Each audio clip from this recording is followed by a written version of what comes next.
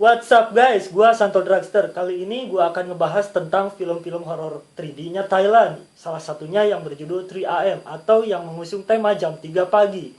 Kali ini gua akan memberikan resensi-resensi film tersebut.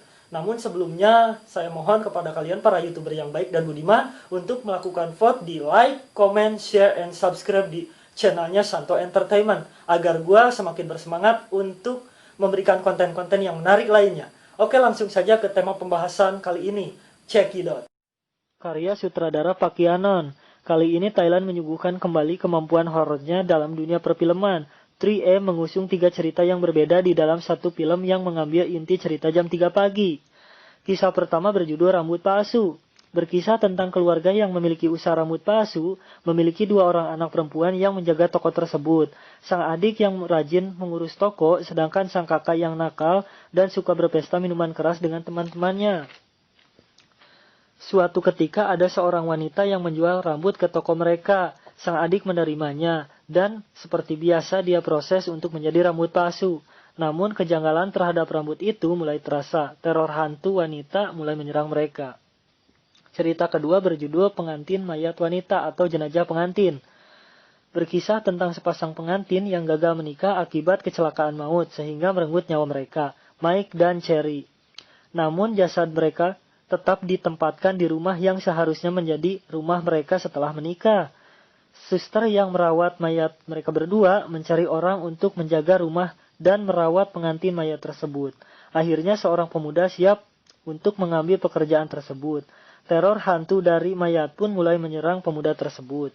Cerita ketiga dengan judul Lembur. Bertempat di sebuah perusahaan grafis, para pekerja yang sibuk mengerjakan tugas mereka, bahkan sampai lembur. Di saat waktu lembur tersebut, sang pemilik perusahaan dan asistennya suka memberi lelucon horor kepada para karyawannya. Yang imbasnya mereka saling membalas lelucon, sampai suatu ketika lelucon itu sudah tidak lucu lagi. Resensi cerita pertama Rambut Palsu. Ceritanya menarik. Dendam hantu wanita yang rambutnya dialih fungsi menjadi rambut palsu, namun sepertinya dendam hantu itu kurang tepat sasaran. Direktur kurang detail dalam menggambarkan kronologi mengapa rambut wanita itu bisa sampai dijual ke toko rambut palsu. Konflik antara sang kakak dengan sang adik juga cukup baik. Akting para pemainnya cukup meyakinkan. Efek slow motion di beberapa adegan juga cukup menarik. Sound effect terdengar jelas dan menambah kesan tegang. Pesan di dalam cerita ini adalah saling menghargai di dalam keluarga itu sangat penting. Cerita kedua, Pengantin Mayat Wanita. Ini merupakan ide cerita yang sulit ditebak. Awalnya mungkin penonton mengira bahwa peran jahat terletak pada sang pengantin pria. Namun pada endingnya perkiraan penonton meleset. Dari segi akting, aktor pemeran penjaga rumah kurang, masih terlihat kaku. Untuk pemeran pengantin mayat wanita cukup bagus, dia dapat berpose-pose kaku layaknya mayat dengan baik. Flashback yang cukup menjelaskan kronologi cerita yang sangat jelas. Pesan dari cerita ini adalah profesionalisme dalam bekerja, adalah hal yang harus ditaati dalam keadaan apapun. Cerita ketiga, Lembur. Ini adalah cerita yang paling kuat dan segar. Ide tentang kejailan para pekerja ketika lembur yang saling menakut-nakuti sangat menghibur. Penonton akan susah menebak mana yang merupakan lelucon dan mana yang merupakan kejadian asli. Unsur komedi yang diselipkan juga cukup memberi napas bagi penonton. Akting para pemainnya bagus, terlihat mereka tidak kaku dan sudah berpengalaman.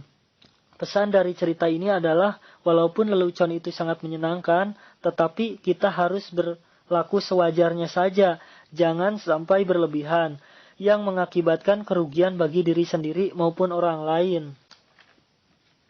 Kesimpulannya, Thailand dengan makna di balik setiap film-film yang disuguhkan semakin menunjukkan cakarnya, konsep yang segar dan selalu memberi kejutan-kejutan baru akan berpotensi besar untuk kemajuan perfilman Thailand.